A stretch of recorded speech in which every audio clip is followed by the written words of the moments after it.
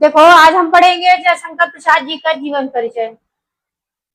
जयशंकर प्रसाद जी का जन्म कहाँ हुआ था? तो 1889 ईस्वी में हुआ था, वाराणसी या फिर कह सकते हो काशी के एक प्रसिद्ध शुगनी शाहू वैश्य परिवार में हुआ था। तो जयशंकर प्रसाद जी का जन्म सन 1889 ईस्वी में काशी या फिर कह सकते हो वाराणसी के प्रसिद्ध सुगनी शाहू वैश्य परिवार में हुआ था। यहाँ पर सिर्फ इतना लिखा हुआ है कि हुआ था। लिखा इनके पिता का नाम देवी प्रसाद साहू था।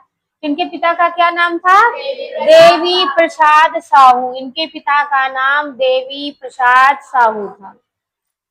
बचपन में ही या फिर कह सकते हो कि बहुत ही कम उम्र में पहले इनके पिता का स्वर्गवास हो गया और कुछ ही दिन के बाद इनके बड़े भाई का भी स्वर्गवास हो गया। वे काशी के प्रसिद्ध किंग्स कॉलेज में पढ़ने गए। तो पहले इनके जो बड़े भाई थे वो इन्हें पढ़ाने का प्रयास किए, लेकिन अचानक उनकी मृत्यु हो गई, जिससे कि इनकी पढ़ाई में काफी बाधाएं उत्पन्न हो गई। तो वे काशी के प्रसिद्ध किंग्स कॉलेज में पढ़ने गए, परंतु स्थितियां अनुकूल ना होने के कारण क्या कह सकते हो कि अचानक बड़े भाई की मृत्यु हो गई, जिससे आर्थिक संकट उत्पन्न हो गया। और आर्थिक संकट उत्पन्न होने के कारण ये 8वीं से आगे नहीं पढ़ पाए। यानी कितना पढ़े?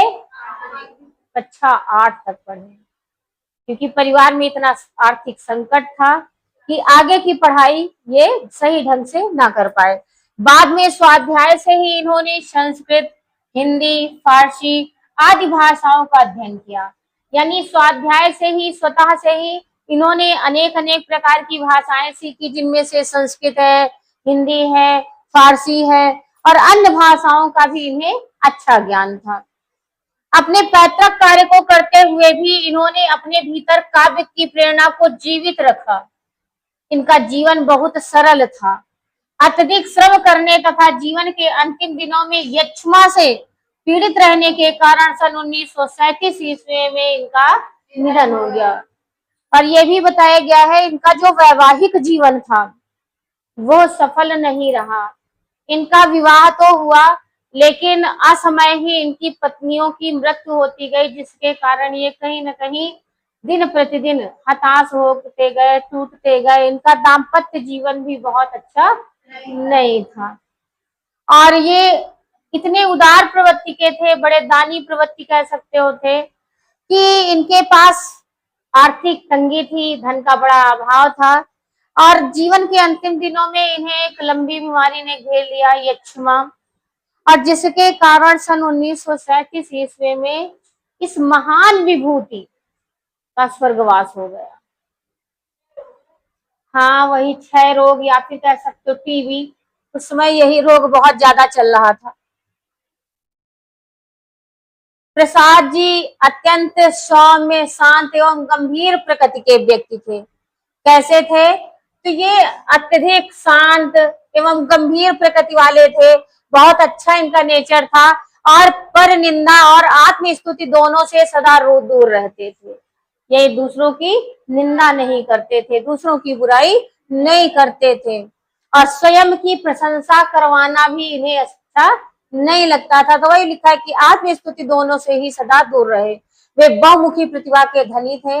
मूलतः वे कवि थे, लेकिन उन्होंने नाटक, उपन्यास, कहानी, निबंध आदि अनेक साहित्यिक विधाओं में उच्च कोटि की रचनाओं का सृजन किया है।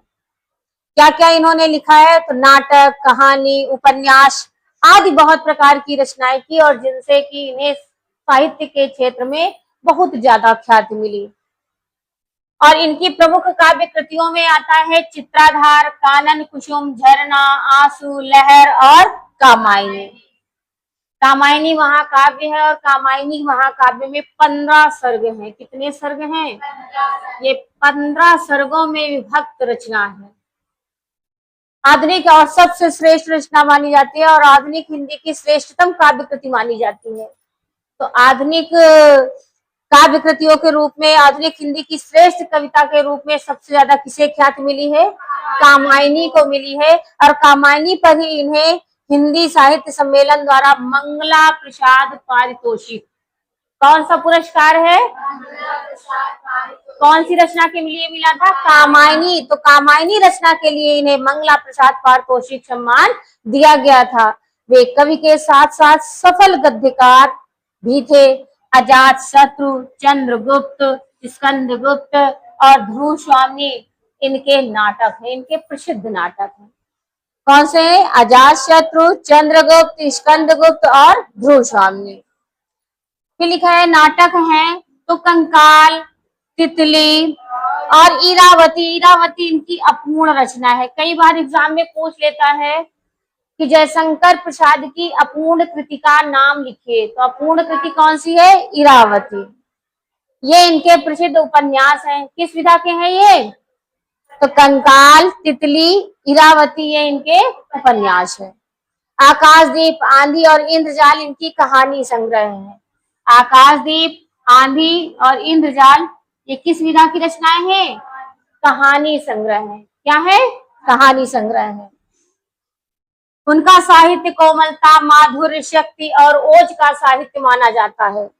छायावादी कविता की अतिशय काल्पनिकता, सौंदर्य का सूक्ष्म चित्रण, प्रकृति प्रेम, देश प्रेम और शैली की लाक्षणिकता उनकी कविता की प्रमुख विशेषताएं हैं। इतिहास और दर्शन में उनकी गहरी रुचि थी, जो उनके साहित्य में स्पष्ट दिखाई देती है।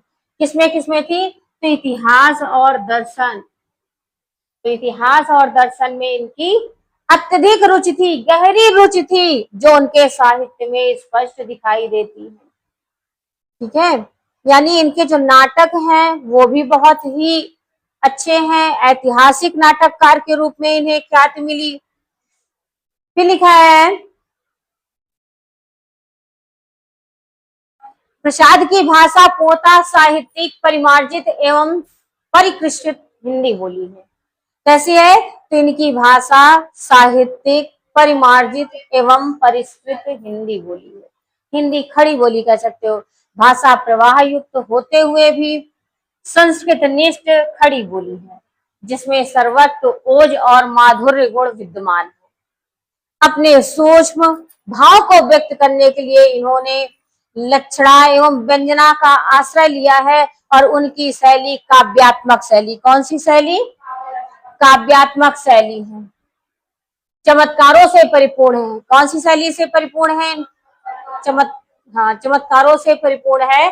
संगीतात्मकता एवं लय पर आधारित उनकी शैली अत्यंत सरस एवं मधुर है। इनकी जब आप रचना पढ़ेंगे कामायनी, तो उसकी भाषा बड़ी ही सरल है, बड़ी ही मधुर है, जिसमें श्रद्धा और मन के प्रेम का वर्णन किया गया है, जो जल प्लावन की घटना से संबंधित है। उनका साहित्य प्रसाद गुण से युक्त है। प्रस्तुत शीर्षक बीती विभावरी जागरी जयशंकर प्रसाद के काव्य संग्रह लहर से उद्गृत कविता है। अभी आप पढ़ेंगे एक कविता जिसका नाम है गीत, और उस गीत में है बीती विभावरी जागरी। कई बार पूछ लेता है कि बीती विभावरी जागरी जयशंकर प्रसाद की किस कविता संग्रह से उद्धृत है। तो किस कविता से ली गई है? लहर नामक कविता से ये काव्य संग्रह से लिया गया है, जो जागरण गीत, प्रभात गीत की श्रेणी में आता है। अर्थात बीती विभावरी जाग में किसका वर्णन है? प्रभात कालीन वर्णन, सुबह सूर्योदय के समय का वर्णन है। इस गीत में रात्रि के अवसान और प्रभात के आगमन का चित्रण करते हुए प्रकृति सौंदर्य का निरूपण किया गया है। इस गीत में प्रकृति का मानवीकरण करते हुए रूपक की योजना की गई है। एक अलंकार होता है जिसका नाम होता है मानवीकरण अलंकार। ठीक है, जहां हम प्रकृति का एक सजीव की भांति चित्रण करते हैं, तो वहां पर मानवीकरण अलंकार हो जाता है। दूसरी एक कविता भी हम पढ़ेंगे जयशंकर प्रसाद की, जो हमारे चैप्टर में है, उसका नाम है श्रद्धा मनु। फिर उसके बारे में लिखा हुआ है कि प्रस्तुत शीर्षक श्रद्धा मनु कामायनी के श्रद्धा सर्ग का अंश है। कौन सा सर्ग है? श्रद्धा सर्ग है। कितने सर्ग हमने बताए हैं? 15 सर्ग। कितने सर्ग हैं? पहला है आपका चिंता सर्ग। ठीक है, फिर लिखा है इसमें कवि ने श्रद्धा के अपूर्व सौंदर्य का वर्णन किया है। श्रद्धा द्वारा जीवन से निराश मन को कर्म का संदेश दिया गया है। क्योंकि इसमें बताया गया है कि मनु अपने जीवन से निराश हो जाते हैं और अपने जीवन को समाप्त करने का प्रयास करते हैं। श्रद्धा उन्हें निराश मन में प्रेरणा देती है और इस प्रकार मनु फिर से जीवन जीने के लिए प्रेरित होते हैं। इस सर्ग में नारी सौंदर्य का चित्रण करते हुए नारी को पुरुष के प्रेरक शक्ति के रूप में बताया गया है। नारी को किस रूप में बताया गया है कि नारी प्रेरणा प्रदान करने वाली होती है। नारी ऐसी होती है कि निराश मन में भी ओज भर देती है, उसमें जीने की ललक उत्पन्न कर देती है। तो वही बताया गया कि नारी को पुरुष की प्रेरक शक्ति के रूप में प्रस्तुत किया गया है या फिर बताया गया है।